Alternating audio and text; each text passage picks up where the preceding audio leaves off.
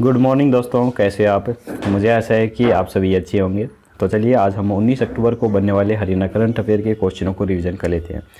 लेकिन उससे पहले मैं आपको बता दूं कि अगर आपने हमारी कोई भी हरियाणा करंट अफेयर की वीडियो मिस की है तो आपको दोबारा देखने की ज़रूरत नहीं है। आप हमारी करंट अफेयर PDF के रूप में पढ़ सकते हैं। 1 महीने की PDF आपको 15 रुपये में, 6 महीने की 40 रुपये में और 1 साल की 60 रुपये में मिल जाएगी। लिंक डिस्क्रिप्शन में अवेलेबल है, आप चाहें तो वहाँ पर जाकर इन्हें डाउनलोड भी कर सकते हैं।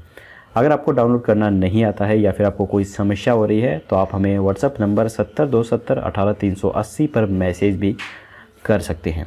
तो चलिए चलते हैं आज की वीडियो पर। तो पहला प्रश्न है, RTA कार्यालय में भ्रष्टाचार पर रोक लगाने के लिए अब रीजनल ट्रांसपोर्ट अथॉरिटी पद का नाम बदलकर क्या कर दिया गया है। तो ये कर दिया गया है डिस्ट्रिक्ट ट्रांसपोर्ट ऑफिसर। अब विभाग में रीजनल ट्रांसपोर्ट अथॉरिटी पद का नाम बदलकर डिस्ट्रिक्ट ट्रांसपोर्ट ऑफिसर कर दिया गया है। हर जिले में अब किसी अधिकारी को बजाय अतिरिक्त जिम्मेदारी देने के लिए स्वतंत्र DTO लगाए जाएंगे।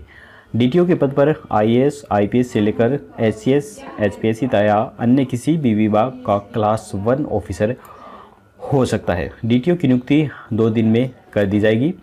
RTA कार्यालयों में भी 250 बिचौलियों को चिन्हित किया जाएगा। इनकी लिस्ट हर DTO को भेजी जाएगी ताकि इनकी ऑफिस में एंट्री बैन की जा सके। जरूरत हुई तो इन बिचौलियों के नाम भी उजागर किए जाएंगे। कमर्शियल वाहनों की ओवरलोडिंग में भी भ्रष्टाचार है। इस पर भी अंकुश लगाने के लिए सड़कों पर पोर्टेबल धर्म कांटे लगाए जाएंगे। इससे वाहन चालक को भी पता नहीं चल पाएगा कि उसके वाहन का वजन तोल हो चुका है। CM ने बताया है कि इसके लिए 45 पोर्टेबल धर्म कांटे खरीदे गए हैं। यदि ये सफल रहे तो ऐसे और धर्म कांटे खरीदे जाएंगे और यह सड़कों पर लगाए जाएंगे। जैसे ही वाहन उनके ऊपर से गुजरेगा उसका तोल अपने आप हो जाएगा। ओवरलोड होने पर इसकी सूचना टीम को दे दी जाएगी। इसके अलावा अधिकारियों के द्वारा भी गड़बड़ी नहीं हो सकेगी। चेकिंग व पासिंग करने वाले वाहन निरीक्षण पर बॉडी कैमरे लगाए जाएंगे। खनन वाहनों में ओवरलोडिंग की शिकायतें मिलती हैं, इसके लिए रवाना सॉफ्टवेयर पहले ही तैयार किया हुआ है। अब इसको परिवहन विभाग के वाहन सॉफ्टवेयर के साथ जोड़ा जाएगा। इसके बाद है, हरियाणा में कोरोना काल के दौरान 1 अप्रैल से 30 सितंबर तक कितने यूनिट रक्तदान हुआ है। तो ये हुआ है 78,000 यूनिट रक्तदान। तो हम इस लिस्ट में देख सकते हैं किस जिले के अंदर कितना रक्तदान हुआ है।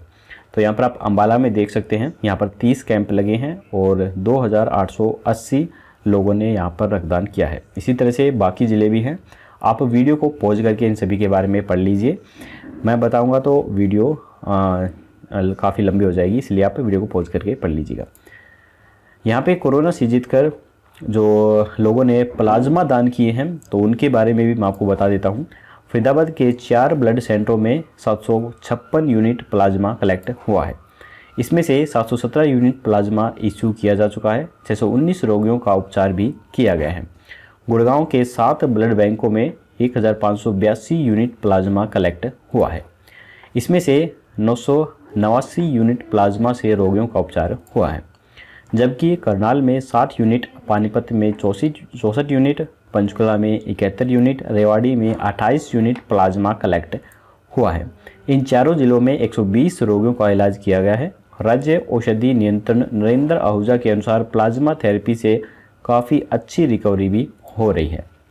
इसके बाद है, हरियाणा राज्य में IT के जरिए सरकारी तंत्र में पारदर्शिता लाने की पहल करते हुए हाल ही में CM ने अगले 5 साल में कितने पदों पर भर्ती होने की घोषणा की है। तो ये घोषणा की गई है 1 लाख पदों पर। CM मनोहर लाल ने कहा है कि पहले के 5 साल में करीब 85,000 पदों पर भर्तियां की गई हैं। अगले 5 साल में 1 लाख पदों पर भर्तियां निकाली जाएंगी।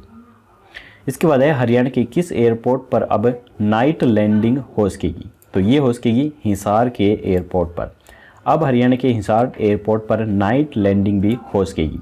सेकेंड फेज के काम में 20 करोड़ की लागत से कैट 2 लाइटें लगाई जाएंगी, जिसके बाद नाइट लैंडिंग आसानी से यहाँ पर की जा सकेगी। तो ये कैट 2 ILS जो सिस्टम है ये क्या होता है उसके बारे में मैं आपको बता देता हूँ। नाइट लैंडिंग के लिए एयरपोर्ट के रनवे के साथ साथ कैट 2 इंस्ट्रूमेंट लैंडिंग सिस्टम लगाया जाता है। मैं फोटो के द्वारा भी आपको समझा देता हूँ ये देखिए, ये होता है कैट 2 जो सिस्टम है वो इस प्रकार से लगाया जाता है, और ये लाइटिंग है ये पूरे रनवे पर लगा दी जाती है, क्योंकि रात को अंधेरा होता है, उस समय दिखता नहीं है कि रनवे कहाँ पर है। तो हम विमान में रहते हैं तो ऊपर से जो चीज़ें हैं वो काफ़ी छोटी नज़र आती हैं, तो यहाँ पर लाइट लगाने से जो विमान चालक होता है उसे रनवे बिल्कुल साफ़ दिखाई देता है। और जो ये फ़ोटो ली गई है ये बिल्कुल विमान के अंदर से ही ली गई है। इसमें रात में विजिबिलिटी बढ़ जाती है। रनवे ग्राउंड पर ये लाइट लगाने से रात में हवाई जहाज़ उतारने में दिक्कत भी नहीं होती है। इसके बाद मिड नाइट में भी एयरपोर्ट खुला रहता है, यानी कि अंधेरे में भी हम एयरपोर्ट को खुला रख सकते हैं। इसके बाद है हरियाणा के किस एयरपोर्ट पर राफेल के दूसरे बैच को लाने की तैयारी शुरू हो चुकी है। तो इसका उत्तर जानने से पहले दोस्तों, अगर आपको वीडियो पसंद आ रही है तो लाइक जरूर कीजिएगा, और अगर आप चैनल पर पहली बार आए हैं तो चैनल को सब्सक्राइब करके घंटे पर ऑल नोटिफिकेशन जरूर क्लिक कीजिए, ताकि आने वाली लेटेस्ट वीडियो हैं वो आपको सबसे पहले मिल सके। तो इसका आंसर है अंबाला एयरपोर्ट पर। लद्दाख में वास्तविक नियंत्रण रेखा पर चीन से तनातनी के बीच राफेल विमानों का दूसरा बैच भी अंबाला एयरफोर्स स्टेशन में ही लाने की तैयारियां चल रही हैं। यहां 3 से 4 विमानों का बैच नवंबर के पहले सप्ताह में पहुंच सकता है। तो इससे पहले की वीडियो में मैंने आपको जो पहला बैच आया था उसके बारे में बता दिया था। अगर आपने वो वीडियो नहीं देखी है तो आप मेरी पहले की वीडियो देख लीजिए, या फिर मेरी PDF डाउनलोड करके उनके बारे में आप जानकारी ले सकते हैं। अंबाला से चीन को बेहतर तरीके से काउंटर किया जा सकता है, इसीलिए अंबाला पर ये राफेल लेकर आए जा रहे हैं। यहाँ से LAC तक राफेल महज 15 से 20 मिनट में पहुँच सकता है। अंबाला एयरबेस में राफेल विमानों का पूरा ढांचा तैयार हो चुका है। राफेल विमानों की सबसे पहले गठित की गई 17 गोल्डन एरो स्क्वाड्रन के कुछ पायलट अभी भी फ्रांस में ही हैं, जिनकी ट्रेनिंग पूरी हो चुकी है। ये पायलट ही राफेल विमानों के दूसरे बैच की अंबाला एयरफोर्स स्टेशन पर लैंडिंग कराएंगे। अंबाला में 29 जुलाई को 5 विमान का पहला बैच आ चुका है। इसके बाद है हरियाणा में पहली बार यमुनानगर जिले के इग्राइट माइंड चिल्ड्रन क्रिएटिविटी में कितने बाल वैज्ञानिकों के आइडिया चयनित हुए हैं। तो ये चयनित हुए हैं 3 वैज्ञानिकों के आइडिया। इग्राइट माइंड चिल्ड्रन क्रिएटिविटी में 3 बाल वैज्ञानिकों के आइडिया चयनित हुए हैं। 2 छात्रों को आइडिया अवार्ड व 1 को प्रशंसा पत्र दिया जाएगा। तो यहाँ पर आप फोटो में भी देख सकते हैं, ये तीनों हैं। इसके बाद है इस बार देश के 22 राज्यों और UT से लगभग 9000 विद्यार्थियों ने भाग लिया था, जिनमें से 9 विद्यार्थियों को अवार्ड और 6 को प्रशंसा पत्र देकर सम्मानित किया जाना था। इन सभी बच्चों ने अपने आइडियाज़ ऑनलाइन भेजे थे। इनका चयन IIT दिल्ली और IIT अहमदाबाद के स्कॉलर और अन्य विषयों के माहिर लोगों के द्वारा किया गया है।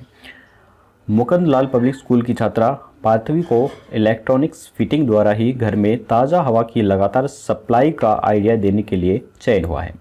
राज्य के मॉडल संस्कृति व माध्यमिक विद्यालय कैंप के विद्यार्थी सौरभ को मिड डे मील के लिए सुविधाजनक उपकरण डिजाइन में टाट पट्टी बिछाने व लपेटने की रोलिंग मशीन बनाने का आइडिया के लिए चयन हुआ है।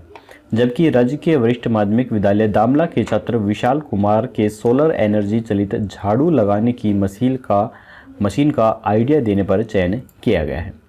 इसके बाद है हरियाणा से नीट रिजल्ट में गुड़गांव की किस बेटी ने 5वीं रैंक हासिल की है। तो ये हासिल की है अमृता खैतान ने। National eligibility cum entrance test में गुड़गांव की छात्रा अमृता खैतान ने 720 में से 715 अंक प्राप्त करके ऑल इंडिया लेवल पर 5वीं रैंक प्राप्त की है। तो आप यहाँ पर फोटो में देख सकते हैं, यही हैं अमृता खैतान। 12वीं परीक्षा में अमृता ने 97.5% अंक प्राप्त किए थे। इनके पिता डॉक्टर अनुराग खैतान पारस हॉस्पिटल में यूरोलॉजिस्ट हैं और मां डॉक्टर अनुज खैतान शिशु रोग विशेषज्ञ हैं। इनका बड़ा भाई एम्स से मेडिकल की पढ़ाई कर रहा है। वहीं अब अमृता भी अपने परिवार के सभी सदस्यों की तरह डॉक्टर की पढ़ाई करने जा रही हैं। इसके बाद है नागरिकों में जन सुरक्षा की भावना बढ़ाने के लिए 17 अक्टूबर को किस जिले की पुलिस ने पुलिस दृश्यता दिवस बनाया है। तो ये बनाया है हिसार पुलिस ने। अब हरियाणा सरकार किस विभाग के फैसले खुद ले सकेंगी। केंद्र से मंजूरी का झंझट खत्म किया जा चुका है। तो ये लिया गया है जल बोर्ड ने। हरियाणा सरकार अपने यहाँ के जल संकट से उबरने के लिए अब खुद निर्णय ले सकेंगी। केंद्रीय जल बोर्ड के निर्णय उस समय लागू नहीं होंगे और न ही मंजूरी का झंझट अब रह सकेगा।